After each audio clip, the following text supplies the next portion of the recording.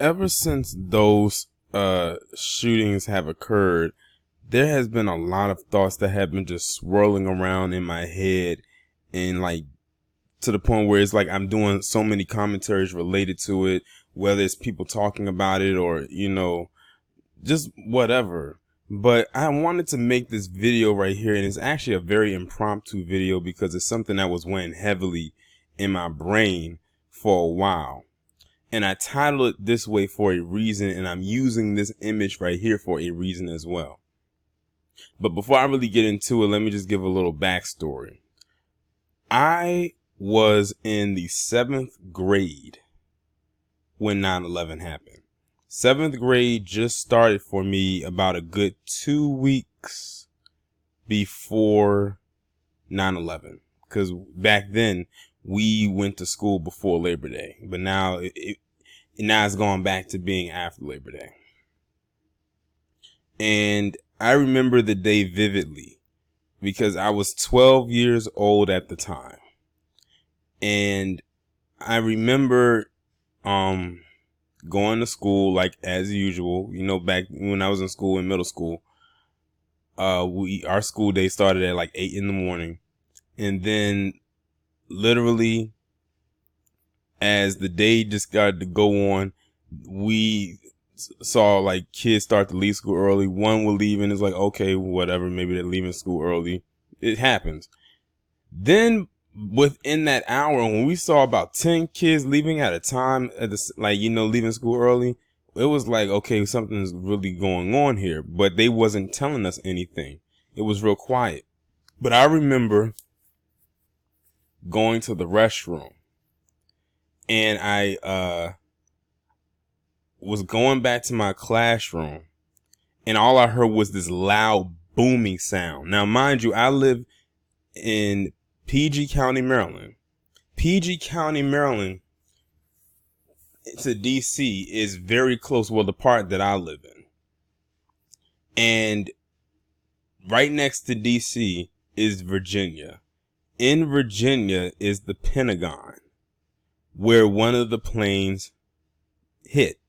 So by that impact, we were able to feel that or hear that all the way in PG County, especially with me being that close to that line. Because I remember it was myself and another girl she was ahead of me and I was behind her. And all we heard was this loud rumbling sound. Now, mind you, it was a bright sunny day. It's not thundering. It's not raining. So we knew it couldn't be that. And we was like, what was that? Like, what was that booming sound right there? And then that's when we turned on the TV and we saw what you see on your screen right here. And that's all they talked about the entire day. Like, you could not go anywhere and not see this anywhere, even in the world. Like, even overseas, they were broadcasting about this. And this was after that first tower got hit, which is in this one image right here. It was before this one got hit. And then we saw it and it was like, wow, okay, this is serious, but we don't know what the hell is going on. We really don't. And then, I ended up leaving school early, and that's when you kept talking about it. By the time I got home that day, the towers had already collapsed. Now, you're probably wondering why I'm bringing up this story right now, and why did I title the video this way, and why am I using this image in particular? Because for some people, this is very triggering, especially if you live in New York and you were alive at that time. The reason why I'm using that right here, and it kind of relates to not only the shootings that just happened, but for me, what it goes back to as far as 9/11 goes. It could have been some stuff that happened before, but I remember it vividly for me. America has a huge hypocrisy issue where they want to unite with everybody in the midst of a crisis. But the minute that the dust settles, it goes right back to the factions that it once was before the crisis happened.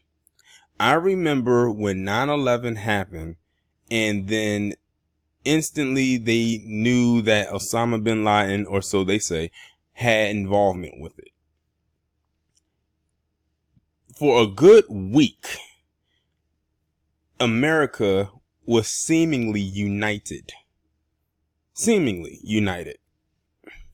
And then the following week or so, it went from being a united nation to, we got to get the Muslims, they're terrorists.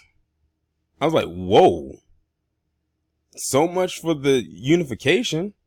Like, that was quick. And it was palm colored leading the charge with that. I will never forget it. And they tried to do their best to brainwash other people into their rhetoric.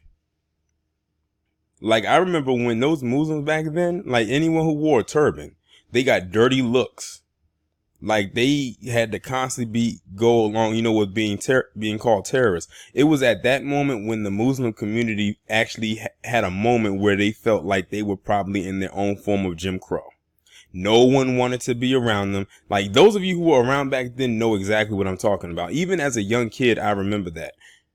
No one wanted to be around them. No one wanted to be associated with them. Nothing. Because mainstream media did what it does best. Spread that propaganda to make it seem like every Muslim person was a terrorist. It was at that moment, like I said, that they were living in their own personal Jim Crow. Not as bad as us, but let's just say if this was back in the 60s, they would have got really received it. I mean, we can go through a list of tragedies where they've done this. V-Tech, back in 2007. They did the whole unification thing for a while. Then they kind of separated. And then that's when they started coming for the Asian community. Like I said, all of this stuff really goes back to mainstream media. And I can't remember how many times they came for black people. I mean, that's their default setting right there. And now that leads to this. Another reason I'm talking about this is because I saw a post from the Saltine Queen. Y'all know who she is. I don't have to say her name. She got on her Twitter account and was talking about how we need to unify, we need to unite, we need to be as one, we need to do this, we need to do that. And she's not the only one that was saying that kind of stuff. But you know what I noticed? And this goes back to the hypocrisy thing. People like her who spill rhetoric every single day on their platform, being very divisive, are the same ones that's going to come out and say we need to be united. And you know why? The only reason they're saying it is because the person who is doing all this stuff, like all these shootings, looks like them. And they feel that if they come out there and try to throw on the online kumbaya, that people will just reject everything that they have said and done over the years. I'm sorry, Saltine Queen, but no one will ever reject what it is that you said and done over the years. It doesn't just go away overnight. You can't just snap your fingers and make all of that disappear. It doesn't work like that. It never has, and it never will. Only in their little world does that exist. But in reality, which is the world we live in and have no other choice but to live in, especially as black people, that does not exist. But see, they created a bubble for themselves where that does exist and only exists for them. When this blows over, the whole thing with the shootings, because it will, because I have a feeling there will be more mass shootings. I don't want to sound that way, but realistically, we still got a few more months left in 2019, and the school year is getting ready to start in a couple weeks. Oh, it's coming. I'm not saying that to jinx anything. I'm saying it because at 251 mass shootings so far this year, and it's only been 216 days, listen, they might as well round that up to 300. But every time a tragedy happens, you have a certain group of people who want to always unify. And these are and it's usually some of the most divisive people. It comes from one of the most divisive groups in the world. And for some reason, some people fall for it every single time.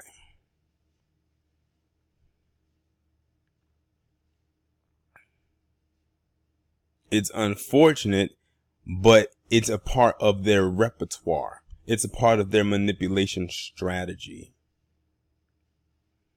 And with this thing in office, I don't know why they even bother trying. He's the leader of the pack.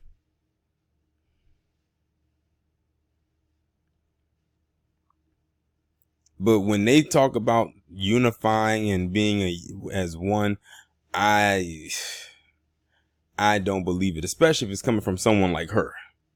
That woman literally has made a career off of being very divisive and extremely racist. And she'll never actually come out and say that she's being that way or that she is that way because she has quote unquote black friends or quote unquote slept with a black man. Who cares about that? Your friends couldn't change your ways, just like whatever black man slept with you couldn't fuck the racism out of you, no matter how hard he tried.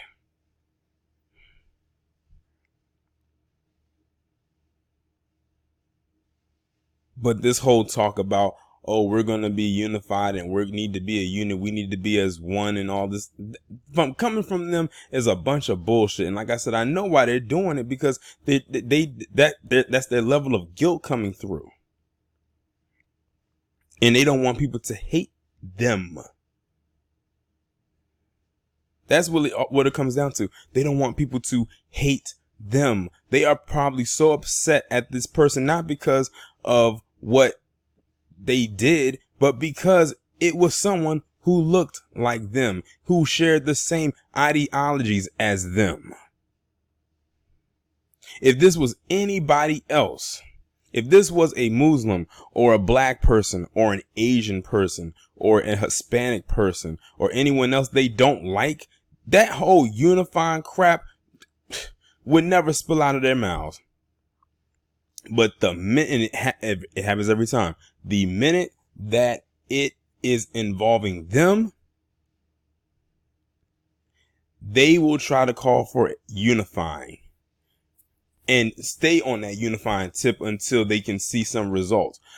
They'll only do the unifying thing with someone else temporarily, and then they'll go right back to business as usual. Hence why I use this picture right here.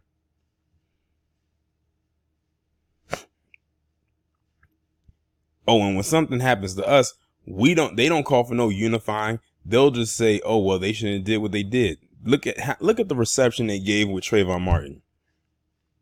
They went and dug through to try to get that boy's records. I actually found out today that the Associated Press actually sued Trayvon Martin's school just to get his school records to try to run a smear campaign on him. I found that out on Professor Black Truth's video. So with that being said, to my subscribers, don't send me any other commentaries or any articles coming from the Associated Press, or as he called it, Aryan propaganda. That's how I was able to figure out that it was Associated Press. They actually sued that boy's school to get documents that were sealed to run a smear campaign on him, a deceased 17-year-old boy. That is so low down and sick as hell for someone as an entity to do something like that. Now, I don't know whether they got it or not, but the fact that they even took out a lawsuit to do that shows you the great lengths they will go to get something on a black person, man, woman, boy, girl. Now, I wonder, did the Associated Press file a lawsuit with Connor Bett's school to get documents on him? Although it doesn't really matter, because we've already found out what kind of crap he was into. And let me tell you right now, it was way, way, way worse than anything Trayvon Martin could have did. Oh, Trayvon Martin flipped the bird. Oh, Trayvon Martin got suspended. Oh, Trayvon Martin had a little bit of weed. Opposed to Connor Betts being a part of something called porno grind. When Professor Black Truth broke down what that was, I was disgusted. Writing writing names on the wall, creating rape lists of women, of girls he wanted to rape, creating writing kill lists of students he wanted to kill, and they still let him come back to that school. Associated Press, why didn't you go looking for that? Oh, we know why. You wanted to make sure he was protected. Well, that's too damn late. We now know what he really was. Notice I said what and not who, because there's no way a person could in their right mind do anything like that.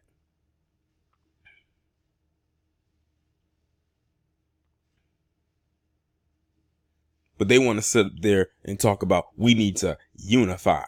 We need to be a unit. Listen, you couldn't pay me enough money in the world to be a unit with Saltine Queen and her ilk. You could not.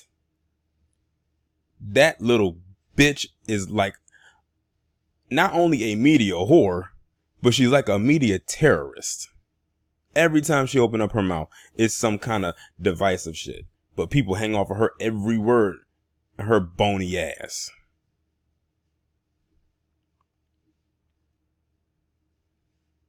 And like I said, she's not the only one that does that. A lot of those right-wing individuals are on the same wavelength as her, if not worse.